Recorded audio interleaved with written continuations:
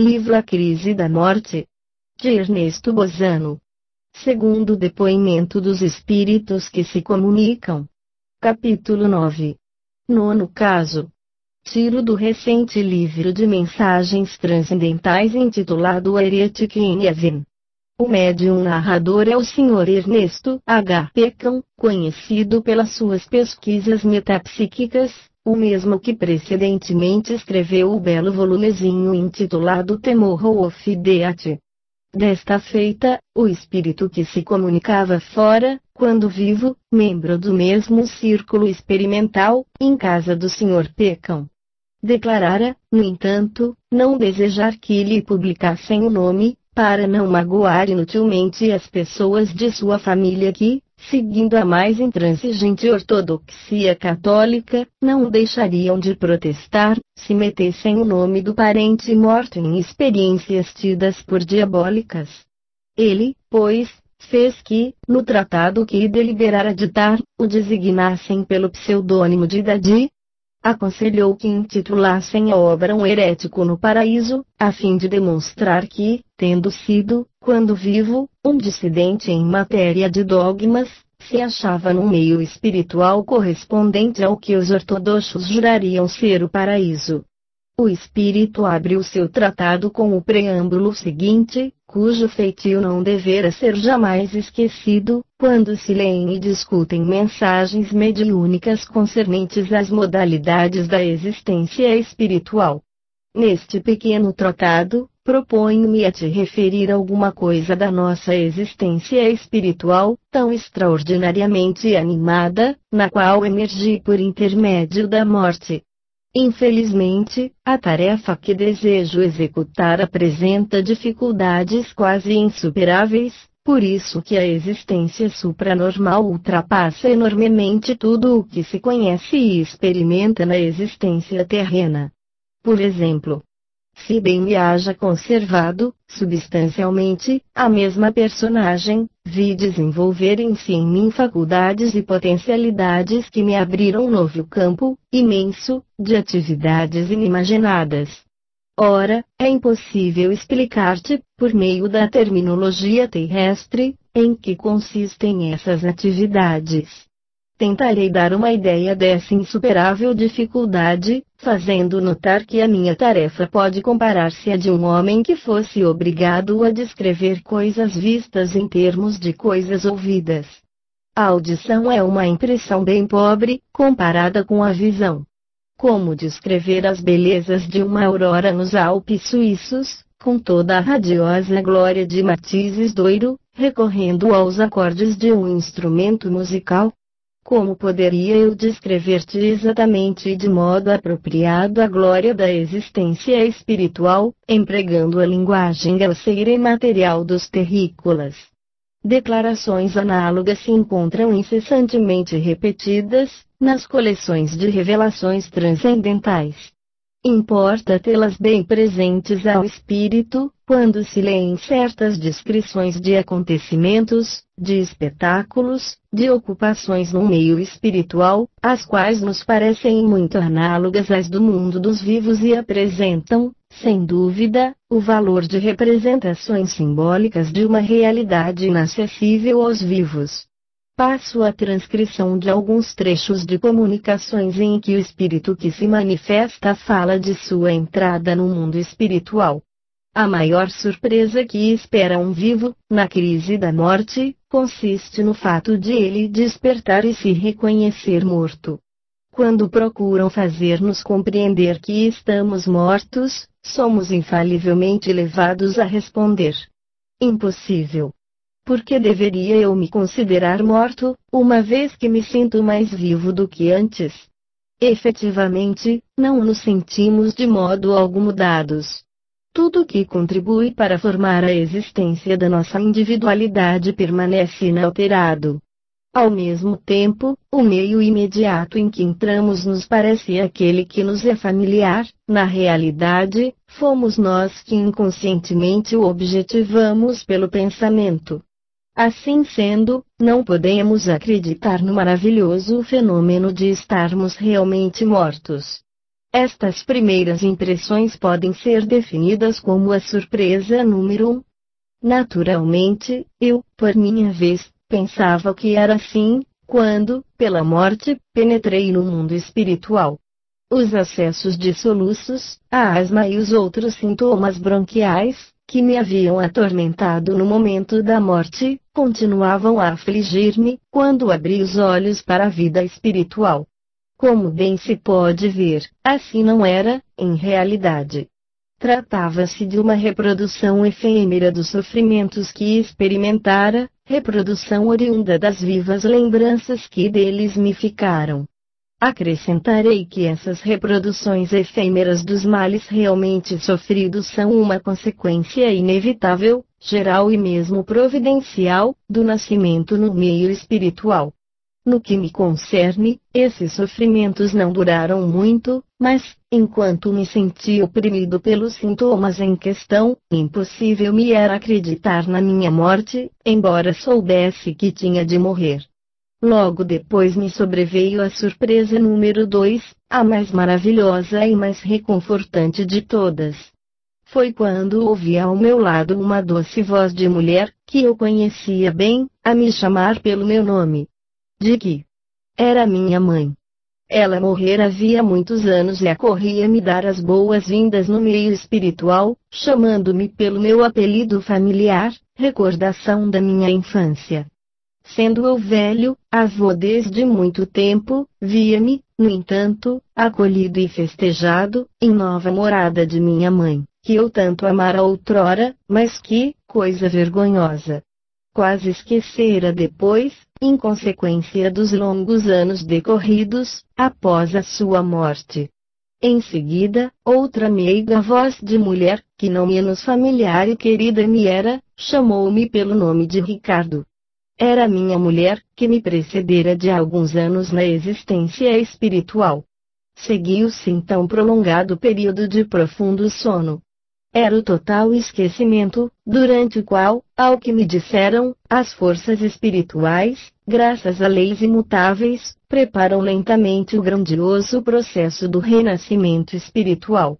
Uma vez operado o milagre, sobreveio para mim a hora gloriosa do despertar e, recuperando a consciência, tive a benfazeja certeza de haver efetivamente passado da morte no meio terrestre à vida em a morada espiritual. Há uma vida que é realmente vida, como diz a Bíblia. E a alegria, a paz, a calma me invadiram e proporcionaram um estado de que nunca suspeitara, a suprema felicidade. Páginas 43 e 44. Levantei-me e olhei ao meu derredor. O panorama que se desdobrava aos meus olhos era de indescritível beleza e parecia prolongar-se ao infinito. Sobre ele um céu maravilhoso se estendia. A paisagem era plana e ondulada, muito semelhante, sob certos pontos de vista, às belezas rurais do meu querido país natal. Porém, o detalhe mais maravilhoso do panorama contemplado consistia nisto: que os objetos afastados não pareciam de modo algum diminuídos em suas proporções, por efeito das distâncias, como sucede no meio terrestre. A perspectiva se apresentava literalmente transformada.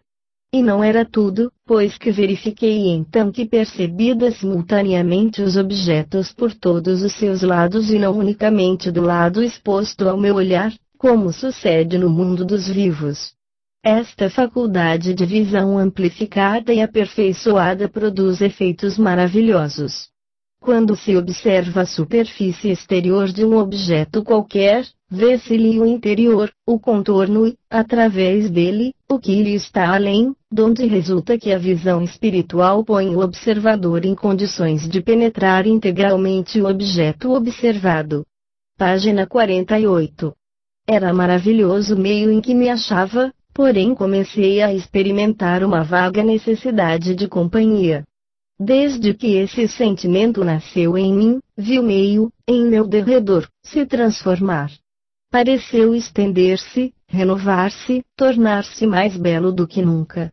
Em seguida, vi surgir, de todos os lados, seres espirituais, que me vieram ao encontro com demonstrações de júbilo. Soube, depois, que esse prodígio fora devido ao fato de que o meu vivo desejo tivera por efeito criar a relação psíquica necessária entre mim e os seres existentes no mesmo plano espiritual, os quais se apressaram a vir ao encontro do recém-chegado. Mas, ainda me sentia ligado ao mundo dos vivos, pelo desejo de saber se o meu velho e grande amigo, aquele por intermédio de quem dito agora este tratado, fora informado de minha morte. Aqui, devo explicar, aos que lerem estas páginas, que o meu amigo e eu cairemos gravemente enfermos ao mesmo tempo, ficando sem notícias um do outro. Minha enfermidade acarretou o meu trespasse, o mesmo não se deu com o meu amigo. Ele sobreviveu, porém eu nada sabia a seu respeito. Enquanto pensava nisto, ouvi uma voz longínqua, que soube em seguida ser a de Amicus, que assim me falou. Pensa nele, concentra nele o teu pensamento e o verás. Atendi imediatamente ao conselho recebido, com este resultado. Tive a impressão de que me abismava através do espaço, para me ver, logo depois, cercado de uma espécie de nevoeiro. Quando parei, o nevoeiro se dissipou e eis que tive a visão de meu amigo, em companhia de sua mulher. Passeavam juntos, tranquilamente, ao longo da praia de uma cidade marítima. Pensei. Aqui está uma coisa verdadeiramente maravilhosa. Estou morto, ele está vivo e, no entanto, vejo. Disse, com força. Pecam, meu amigo. Sabes que morri? Ele se voltou bruscamente e olhou à volta de si, com uma expressão de grande surpresa. Subitamente, eu me vi de novo cercado pelo nevoeiro. Quando este se dissipou, achei-me outra vez no mundo espiritual. Vim a saber mais tarde que meu amigo, curado de um sério ataque de hemorragia pulmonar, fora com sua mulher para uma estação climática, às bordas do mar, a fim de se restabelecer. Para não se contristar durante a convalescença, ocultaram-lhe a minha morte, de que ele só foi sabedor, pela primeira vez, quando lhe a comuniquei, do mundo espiritual. Página 55. Tais são as passagens essenciais que julguei dever citar, relativas ao tema com que me ocupo nesta obra. Poderiam fazer-me notar que não me limito estritamente a referir episódios concernentes à crise da morte, que me estendo, muitas vezes, a citar outros, que dizem respeito à existência espiritual após o despertar do sono reparador, o que já é coisa diversa. Decidi-me assim proceder por uma consideração de ordem geral. É que a tese que sustento implica repetição inevitável de detalhes, que são sempre substancialmente os mesmos. Isto serve de modo eficaz para demonstrar que ela é bem fundada, mas, ao mesmo tempo, dá lugar a uma monotonia, que pode fatigar o leitor. Daí a necessidade de intercalar alguns outros episódios, que saem um pouco dos limites restritos do assunto de que se trata, conferindo a este a indispensável variedade episódica. Aliás, os episódios acrescentados são sempre teoricamente muito importantes e podem considerar-se complementares da tese que desenvolvo, tanto mais que, a seu turno, eles concordam muito bem como todos os outros da mesma natureza, como noutra obra demonstrarei. Entre os episódios que não cabem de todo no tema com que me ocupo de modo especial nesta obra, assinalo o último, que acabo de citar, no qual o espírito que se comunica refere ter anunciado sua morte a um amigo vivo, que a ignorava.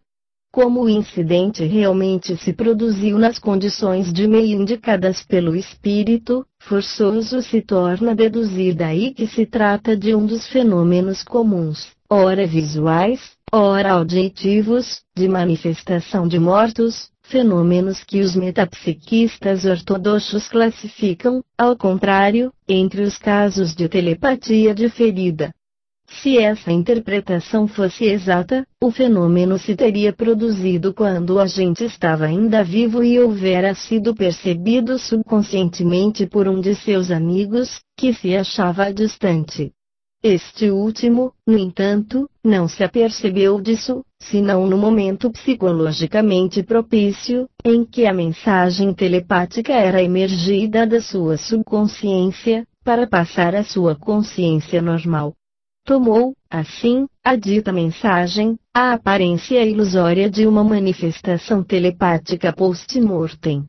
Como se viu, no caso em questão, o espírito que se comunicava afirmou haver ele próprio transmitido a mensagem telepática post-mortem a seu amigo. O intervalo de muitos dias, entre a morte do agente e o instante em que o percipiente sentiu o fenômeno da audição supranormal, constitui uma circunstância confirmativa dos dizeres do espírito. Resta-nos assinalar: primeiro, o fenômeno curioso e interessante segundo o qual, no dizer do espírito, os objetos afastados não parecem diminuídos à percepção espiritual, pela distância, do mesmo passo que todo objeto é simultaneamente percebido por todos os seus lados e no seu próprio interior, indo mesmo a visão além do objeto. Segundo, a observação concernente ao pensamento do espírito, logo percebido por outro espírito distante, que intervém, auxiliando primeiro com um conselho que lhe transmite no mesmo instante. Não se pode deixar de observar que a nossa geração talvez ache concebíveis esses detalhes e, portanto, aceitáveis. Hoje, com efeito, dispomos da analogia científica dos raios Röntgen, pelos quais se obtém o primeiro dos dois fenômenos acima, e da outra analogia da telegrafia sem fio, para explicar o segundo fenômeno. Mas, as duas manifestações houveram parecido absurdas, impossíveis, loucas, aos representantes, grandes e pequenos, de duas gerações anteriores à atual. Esta observação deveria aconselhar a todos prudência, antes de proclamarem absurdas e impossíveis outras informações análogas, constantes das mensagens do além e que ainda não estão confirmadas pela ciência terrestre. Por outro lado, é também de notar-se que as manifestações mediúnicas se produzem no momento exato em que parecem maduros os tempos, para serem compreendidas, apreciadas e assimiladas. Se as pancadas de desvio se houvessem produzido um século antes, teriam passado despercebidas e infecundas, como passaram despercebidas e infecundas as revelações de Swedenborg, nas quais já se encontra tudo o que estou analisando nesta obra. Por outras palavras, o advento das manifestações mediúnicas foi preparado e tornado possível pelas descobertas da ciência, no domínio das ignoradas forças físicas e psíquicas que nos cercam de todos os lados, atravessando e saturando, a nossa revelia, os organismos de que somos dotados. Não havia mais que um passo a ser dado, para que se admitissem outras influências invisíveis, de substratum inteligente. Logicamente inevitável se tornou esse passo, desde que se observaram manifestações aptas a sugerir a sua possibilidade. Foi o que aconteceu. Cumpre, pois, se reconheça que a nova ciência da alma nasceu na hora precisa, no seio dos povos civilizados. Do ponto de vista que nos preocupa, as modalidades sob as quais se manifesta a visão espiritual constituem um detalhe fundamental. Não será, pois, inútil notemos que todos os espíritos, que, nas suas comunicações, a ela aludem, são acordes na descrição que dela fazem. Assim, por exemplo, o espírito do reverendo A. H. Stockwell, de quem falamos ao tratar do quinto caso, se exprime, a tal respeito, nos termos seguintes. Um dos traços característicos mais notáveis da existência espiritual consiste na faculdade de visão, própria do corpo etéreo, a qual é enormemente aperfeiçoada. No mundo dos vivos, o sentido da vista põe o observador em estado de visualizar apenas um lado, um aspecto do objeto observado. Aqui, vemos o objeto simultaneamente de todos os lados. Quer dizer que, quando olhamos uma coisa qualquer, não a vemos somente como vedes. Penetramo-la em todas as suas partes. Vemos em torno e através dela, o que faz que cheguemos, num instante, a ter conhecimento completo do que nos possa interessar. É realmente maravilhosa a faculdade visual do espírito, mas, naturalmente, é preciso um certo tempo, para que essa faculdade apurada se desenvolva inteiramente nos espíritos recém-chegados. Tal qual todas as outras faculdades espirituais, essa visão evolui gradualmente, ao mesmo tempo que a experiência adquirida em a nova existência. Temor of Death, páginas 23 e 24.